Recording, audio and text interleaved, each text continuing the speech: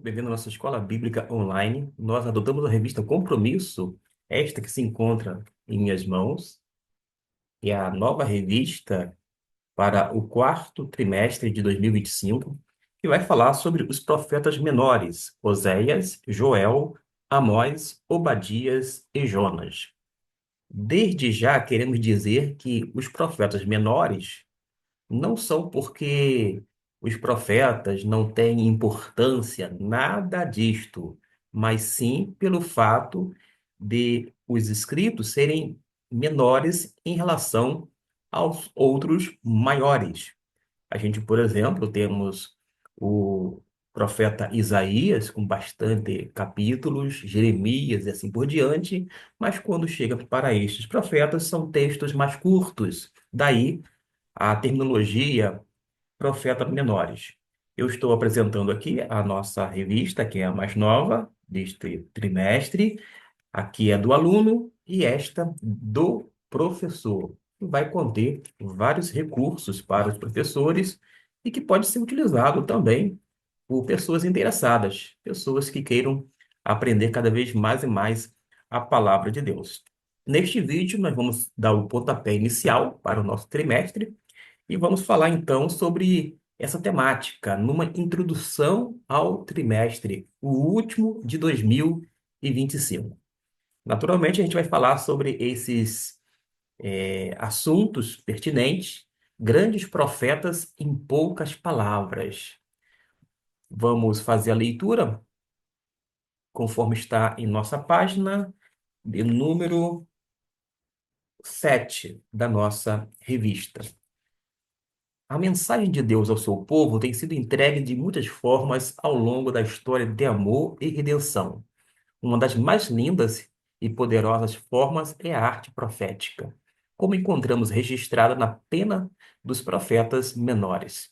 Estes, cujo registro de suas palavras e ministérios foram condensadas em palavras tão fortes e que carregam tanto do coração desses profetas e do próprio Deus por seu povo, nos brindam com a mais pura demonstração do amor e fidelidade de Deus à sua promessa. Mesmo em meio à degradação moral e espiritual que conhecemos do Reino do Norte, Israel, do Reino do Sul, uma referência a Judá, e das nações em volta, o Deus Altíssimo faz um último apelo ao arrependimento, contrição e entrega do povo ao seu verdadeiro Deus e lhes garante a restauração e vida. O panorama em que essas profecias encontram o povo escolhido de Deus se dá no período pré-exílico, como hoje temos conhecimento, ou pouco depois, especificamente em Obadias. A tensão experimentada pelo povo, dada a realidade desse tempo, é muito distante para nós hoje, mas podemos inferir sobre seus sentimentos à luz dos livros de Reis e Crônicas, bem como dos Salmos e demais profecias que iluminam o modo de pensar do povo comum, das elites religiosas e civis de então, e daqueles que se mantinham fiéis ao Deus dos exércitos de Israel. É nesse contexto que surgem esses homens de grande importância em exortar o povo para que se voltasse para o seu Deus. A inquietação social da iminência da guerra, por certo, desnortearia qualquer simples fazendeiro, comerciante, artesão ou mendicante. Mas, absurdamente, pode ser visto que aqueles que os presidiam permaneciam obstinadamente longe e afastando o povo comum. Ser a responsabilidade sacerdotal, ainda que maculada em Betel, o centro religioso do norte, não cumpria seu papel de levar o povo à fidelidade de Deus, digo, à fidelidade a Deus, tampouco o papel dos regentes era minimamente fiel à prescrição da lei sobre a qual a nação havia sido constituída. O primeiro mensageiro desta lista dos chamados profetas menores, por causa do tamanho dos seus escritos e não pelo conteúdo de suas palavras, é Oséias, situando sua profecia no período de 60 anos, como é comumente aceito. Vemos suas palavras ecoarem desde uma época de prosperidade até uma rápida derrocada do reino. A estabilidade e ameaça externa são sinais do iminente juízo de Deus contra este povo por causa de uma seríssima acusação, adultério. É conhecida a dramatização da profecia por meio da vida do profeta, quanto à infidelidade de sua esposa, seus filhos gerados, o perdão e a restauração dessa união. A mensagem para Israel é que, exatamente como Gomer, o povo pecou terrivelmente contra aquele a quem deveriam ser fiéis. O segundo profeta que encontramos registrado nas Sagradas Escrituras é Joel, que profetiza ao Reino do Sul também no período pré-exílico. A profecia de Joel é baseada no evento de uma praga de gafanhotos sobre a terra.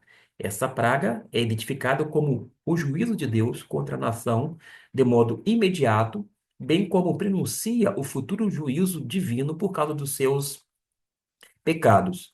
A terra arrasada aos olhos dos ouvintes originais apontava para o dia do Senhor, que é o conceito assumido por vários profetas, e Joel o faz evidenciando que nada escaparia ao julgamento que se aproximava.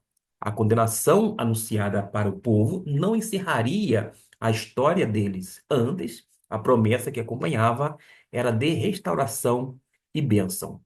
Amós é o terceiro profeta que iremos estudar, e, embora tenha nascido no Reino do Sul, profetizou em Betel para o Reino do Norte.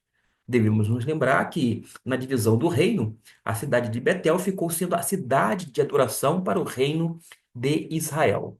Embora Amós não fosse o profeta de ofício exclusivo, ele foi levado pelo Senhor a profetizar contra a injustiça social de Israel e contra as nações também. Não diferente dos demais profetas, Amós foi caluniado e perseguido, mas a sua coragem de entregar a profecia com firmeza e defender a causa do pobre é inspiradora para nós. Vamos no quarto profeta, destacado para o estudo na revista deste período, uma profecia não para Israel, mas para Edom e as nações hostis. Obadias foi o profeta de Judá, no Reino do Sul, que profetizou na época do pós-exílio, e todo o julgamento anunciado por Deus havia se concretizado, mas Edom, que era o reino irmão de sangue de Israel, havia se empenhado na destruição e por isso haveria de ser julgado também por Deus. A sua maldade não passaria impune. Fechando os profetas pensados para o estudo neste período, temos Jonas. Ele foi um profeta do Reino do Norte, a quem foi ordenado profetizar aos ninivitas. Os assírios eram um povo cruelmente e também inimigo de todos, distante do reino de Israel, não seria normalmente alvo de alguma profecia, mas Deus, ao chamar e direcionar Jonas para cumprir a sua vontade, mostra que ele é Deus sobre toda a terra para todas as pessoas. A história é curiosa, afinal, Jonas passou 3 dias no ventre de um grande peixe, mas carrega esta poderosa mensagem que talvez não seja estranha para nós, mas que foi sem dúvida difícil de compreender no distante Israel. Deus se importa com as pessoas, todas as pessoas, e não com coisas. Com poderosas mensagens encontramos nas breves profecias destes importantes homens de Deus. Hoje temos o conhecimento dos eventos históricos sobre os quais essas profecias foram realizadas. Ao ler esses profetas, tentem se imaginar ali no Reino do Norte ou do Sul e ouvir estas palavras de julgamento iminente, de apelo ao arrependimento e da promessa de restauração. Esses grandes profetas puderam, em poucas palavras, entregar ao povo a mensagem de que o seu Deus os amava, a ponto de restaurá-los no futuro, mas que, por ora, à vista do seu pecado, eles seriam julgados e sofreriam a condenação devida. Posicionemos-nos como profeta do Deus Altíssimo neste tempo em que estivermos entregando a mensagem de justo juízo e restauração entre o mundo e o seu Deus. Esta, portanto, é a introdução que nós temos em nossa revista. São algumas páginas destinadas à página de número 7, 8 e 9. 3 páginas, portanto, que nós temos aqui destinada. Nós poderíamos falar algumas coisas a respeito destes textos, mas nesse primeiro momento vamos nos situar apenas nesta introdução. Observe que quando nós lidamos com a profecia no Antigo Testamento, note que, primeiro, a palavra profeta, uma delas é Navi. Navi.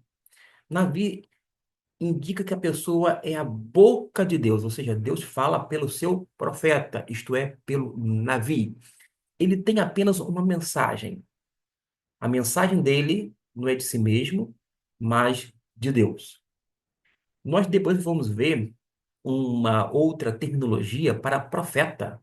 Nós temos Ish Elohim, ou seja, homem de Deus. Temos ainda Roê e Roser no hebraico.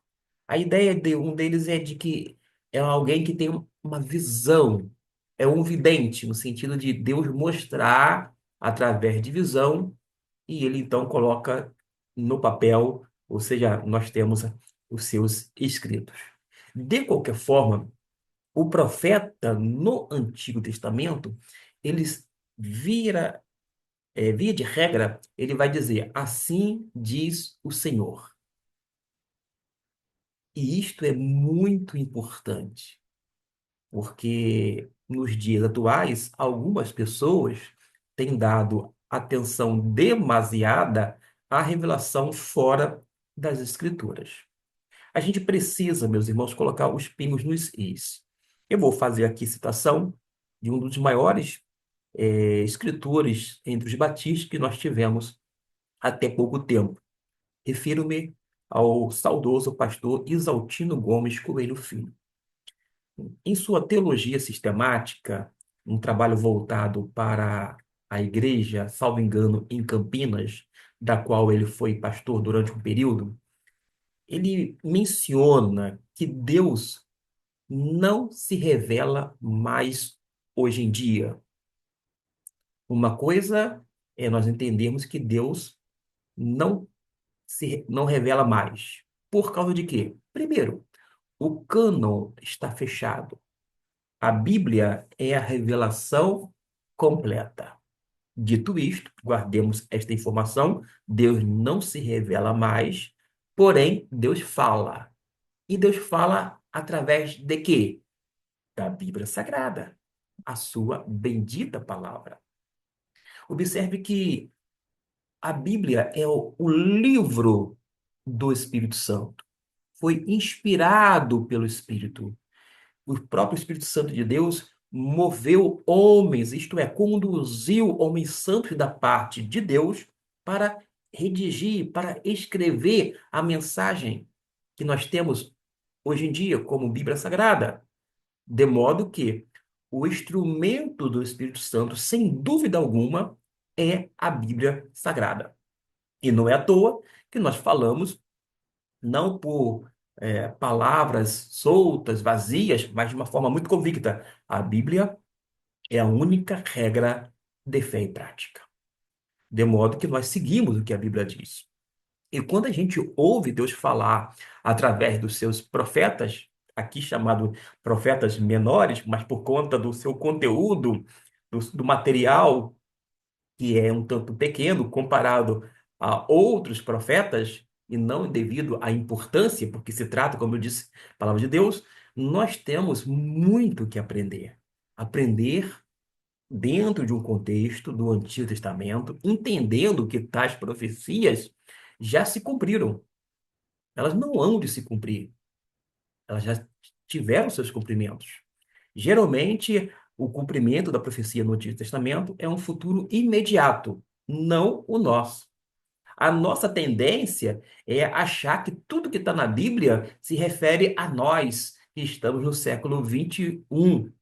Nananina, não.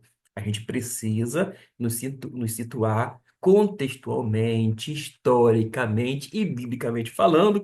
A gente precisa, então, fazer estas observações. Uma outra coisa que a gente precisa também atentar, diferenciar Reino do Norte e Reino do Sul. Uma coisa, outra coisa. Ah, é tudo povo de Deus. Sim, mas nós sabemos que um é composto de 10 tribos e o outro de 2 tribos. De modo que nós temos no total 12 tribos, mas o reino está dividido.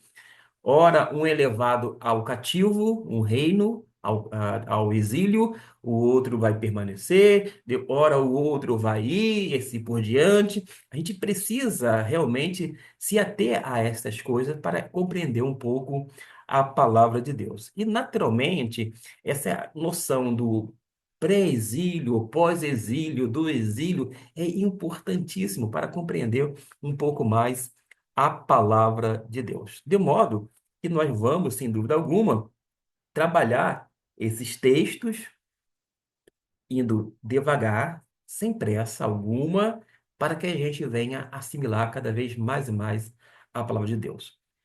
Se você tiver alguma pergunta, alguma dúvida em relação à lição de número 1, que vai falar sobre o seguinte profeta, Oséias, que vai abordar, portanto, do capítulo 1 até o 3.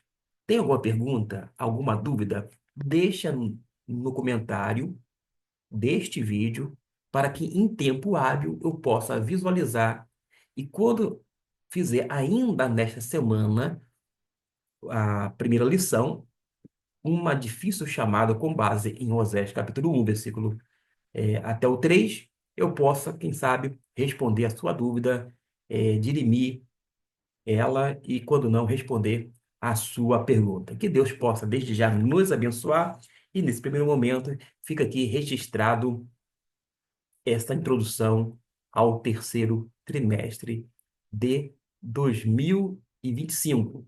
Lembrando que é a última deste ano. Deus abençoe grandemente e que Deus possa usar você, professor da escola bíblica, secretário, diretor, quando não, aluno, para que a gente possa divulgar cada vez mais e mais a mensagem de Deus.